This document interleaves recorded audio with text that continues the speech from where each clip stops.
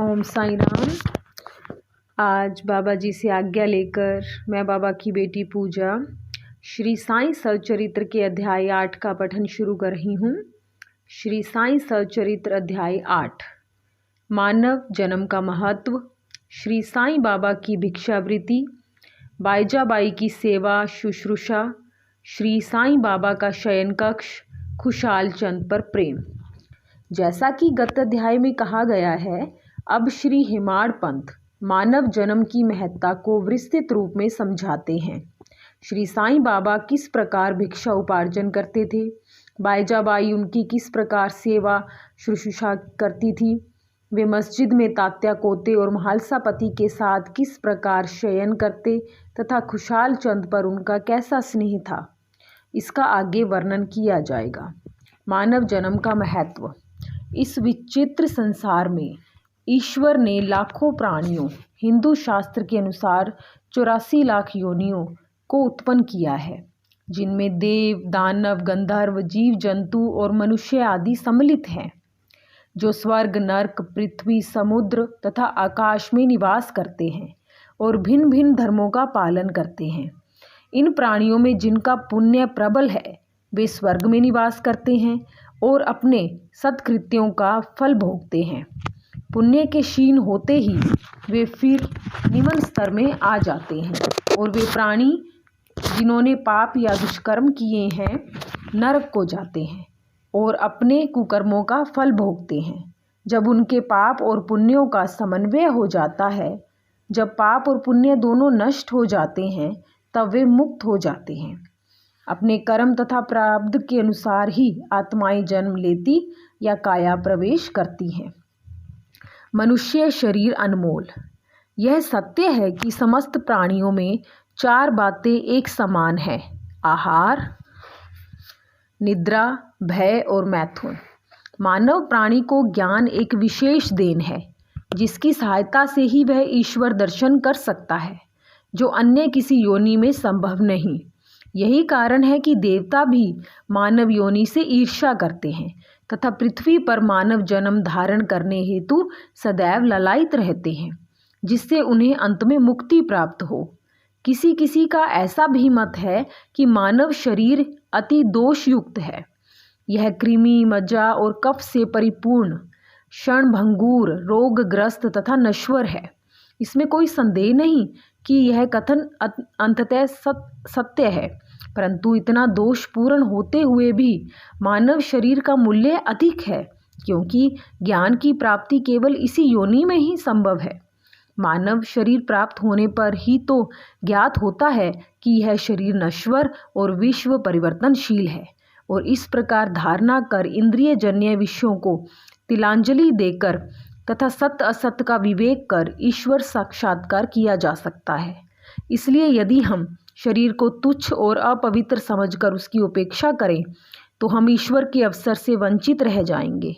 यदि हम उसे मूल्यवान समझकर उसका मोह करेंगे, तो हम इंद्रिय सुखों की ओर प्रवृत्त हो जाएंगे और तब हमारा पतन भी सुनिश्चित ही है।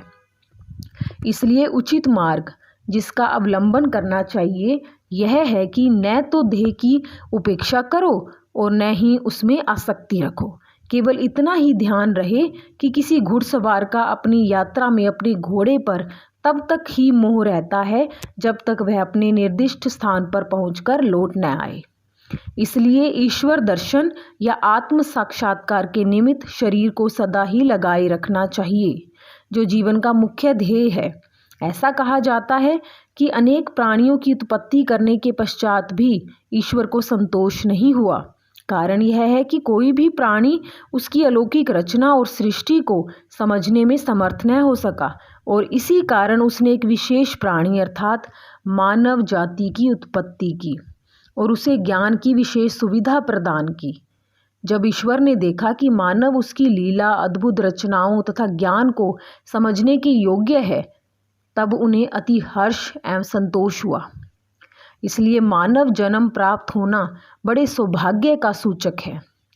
उच्च ब्राह्मण कुल में जन्म लेना तो परम सौभाग्य का लक्षण है, परंतु श्री साईं चरणाबुंजों में प्रीति और उनकी शरणागति प्राप्त होना इन सभी में अति श्रेष्ठ है। मानव का प्रयत्न। इस संसार में मानव जन्म अति दुर्लभ है। हर मनुष्य की मृत्यु तो निश्चित ही है और वह किसी भी क्षण उसका आलिंगन कर सकती है। ऐसी ही धारणा कर हमें अपने ध्येय की प्राप्ति में सदैव तत्पर रहना चाहिए।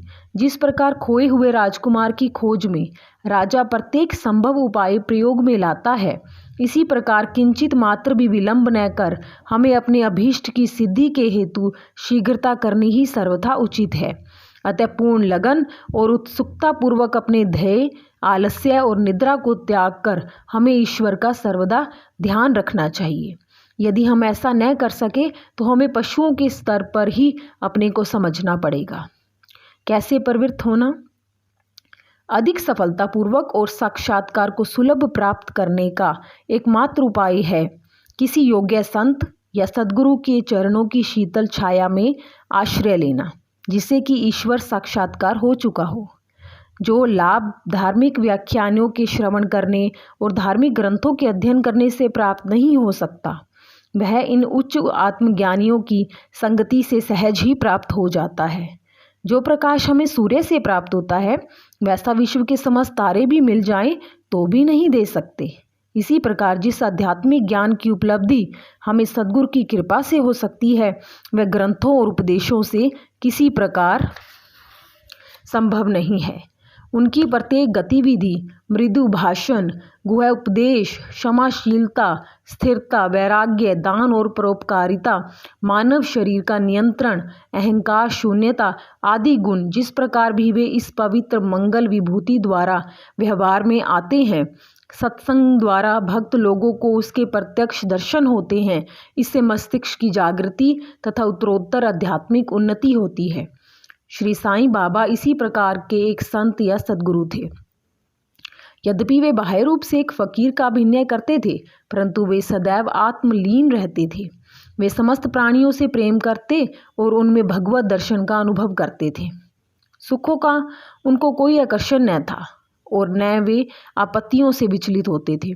उनके लिए अमीर और फकीर दोनों ही एक समान थे। जिनकी केवल कृपा से भिखारी भी राजा बन सकता था। वे शिरडी में द्वार द्वार घूमकर भिक्षा उपार्जन किया करते थे। यह कार्य वे इस प्रकार करते थे। बाबा की भिक्षावृत्ति। शिरडी वासियों के भाग्य की कौन कल्पना कर सकता है कि जिनके द्वार पर परब्रह्म भिक्षुक के रूप में खड़े रहकर पुकार करते थे, ओ माई, एक रोटी का टुकड़ा मिले, और उसे प्राप्त करने के लिए अपना हाथ फैलाते थे। एक हाथ में वे सदा टमरेल लिए रहते तथा दूसरे में एक झोली। कुछ घरों में तो वे प्रतिदिन ही जाते और किसी किसी के द्वार पर केवल फेरी ही लगाते थे। वे साग, दूध या छाछ आदि पदार्थ तो टिन पाट में लेते तथा भात व रोटी आदि अन्य सूखी वस्तुएं झोली में डाल लेते थे। बाबा की जीवा को कोई स्वाद रुचि न थी, क्योंकि उन्होंने उसे अपने वश में कर लिया था। इसलिए वे भिन्न भिन्न वस्तुओं के स्वाद की चिंता क्यों करते। जो कुछ भी भिक्षा में उन्हें मिल जाता, उसे ही वे मिश्रित कर संतोषपूर्वक ग्रहण करते थे। अमुक पदार्थ स्वादिष्ट है या नहीं, बाबा ने इस ओर कभी ध्यान ही नहीं दिया, मानो उनकी जीवा में स्वाद बोध ही न हो। वे केवल मध्याह्न तक ही भिक्षा उपार्जन करते थे। यह कार्य बहुत अनियमित था। किसी दिन तो वे छोटी सी फेरी ही लगाते तथा किसी दिन 12 बजे तक। वे एकत्रित भोजन एक कुंडी में डाल देते, जहाँ कुत्ते, बिल्लियाँ, कौवे आदि स्वतंत्रता पूर्वक भोजन करते थे। बाबा ने उन्हें कभी नहीं भगाया। एक स्त्री भी जो मस्जिद में झाड़ू लगाया करती थी, रोटी के 10-12 टुकड़े उठाकर अपने घर ले जाती थी, परंतु किसी ने कभी उसे नहीं रोका। जिन्होंने स्वप्न में भी बिल्लियों और कुत्तों को कभी दुत्कार कर नहीं भगाया, वे भला निसहाय गरीबों को रोटी के कुछ टुकड़ों को उठाने से क्यों कर रोकते। ऐसे महान पुरुष का जीवन धन्य है। शिरडीवासी तो पहले पहले उन्हें केवल एक पागल ही समझते थे और वे शिरडी में इसी नाम से विख्यात भी हो गए थे। जो भिक्षा के कुछ टुकड़ों पर निर्वाह करता हो, भला उसका कोई आदर कैसे करता। परंतु ये तो उदार हृदय, त्यागी और धर्मात्मा थे। यद्यपि वे बाहर से चंचल और अशांत प्रतीत होते थे, परंतु अंतःकरण से दृढ़ और गंभीर थे। उनका मार्ग गहन तथा गूढ़ था। फिर भी ग्राम में कुछ ऐसे श्रद्धावान और सौभाग्यशाली व्यक्ति थे जिन्होंने उन्हें पहचान कर एक महान पुरुष माना। ऐसी ही ये घटना नीचे दी जाती है। बाईजाबाई की सेवा। तात्या कोते की माता, जिनका नाम बाईजाबाई था, दोपहर के समय एक टोकरी में रोटी और साग लेकर जंगल को जाया करती थी। वे जंगल में कोसों दूर जाती और बाबा को ढूंढकर उनके चरण पकड़ती थी। बाबा तो शांत और ध्यान मगन बैठे रहते थे। वे एक पत्तल बिछाकर उस पर सब प्रकार के व्यंजन आदि जैसे रोटी साग आदि परोसती और बाबा से भोजन कर लेने के लिए आग्रह करती। उनकी सेवा और श्रद्धा की रीति बड़ी ही विलक्षण थी। प्रतिदिन दोपहर को जंगल में बाबा को ढूंढना और भोजन के लिए आग्रह करना। उनकी इस सेवा और उपासना की स्मृति बाबा को अपने अंतिम क्षणों तक बनी रही। उनकी सेवा का ध्यान कर बाबा ने उनके पुत्र को बहुत लाभ पहुंचाया। माँ और बेटे दोनों की ही फकीर पर दृढ़ निष्ठा थी। उन्होंने बाबा को सदैव ईश्वर के समान ही पूजा। बाबा उनसे कभी कभी कहा करते थे कि फकीरी ही सच्ची अमीरी है, उसका कोई अंत नहीं। जिसे अमीरी के नाम से पुकारा जाता है वह शीघ्र ही लुप्त हो जाने वाली है। कुछ वर्षों के बाद बाबा ने जंगल में विचरना त्याग दिया। वे गांव में ही रहने और मस्जिद में ही भोजन करने लगे। इस कारण बाईजाबाई को भी उन्हें जंगल में ढूंढने के कष्ट से छुटकारा मिल गया। तीनों का शयन कक्ष। वे संत पुरुष धन्य हैं जिनके हृदय में भगवान वासुदेव सदैव वास करते हैं। वे भक्त भी भाग्यशाली हैं जिन्हें उनका सानिध्य प्राप्त होता है। ऐसे ही दो भाग्यशाली भगत थे, एक तात्या कोते पाटिल और दूसरा भक्त म्हालसापति। दोनों ने बाबा के सानिध्य का सदैव पूर्ण लाभ उठाया। बाबा दोनों पर एक समान प्रेम रखते थे। ये तीनों महानुभाव मस्जिद में अपने सिर पूर्व पश्चिम तथा उत्तर की ओर करते और केंद्र में एक दूसरे के पैर से पैर मिलाकर शयन किया करते थे। बिस्तर में लेटे लेटे ही वे आधी रात तक प्रेम पूर्वक वार्तालाप और इधर उधर की चर्चाएं किया करते थे। यदि किसी को भी निद्रा आने लगती तो दूसरा उसे जगा देता था। यदि तात्या खराटे लेने लगते तो बाबा शीघ्र ही उठकर उसे हिलाते और सिर पकड़कर जोर से दबाते थे। यदि कहीं वह म्हालसापति हुए तो उन्हें भी अपनी ओर खींचते और पैरों पर धक्का देकर पीठ थपथपाते थे। इस प्रकार तात्या ने 14 वर्षों तक अपने माता पिता को गृह पर ही छोड़कर बाबा के प्रेमवश मस्जिद में निवास किया।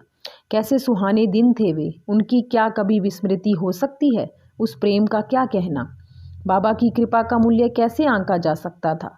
पिता की मृत्यु होने के पश्चात तात्या पर घर बार की जिम्मेदारी आ पड़ी, इसलिए वे अपने घर जाकर रहने लगे।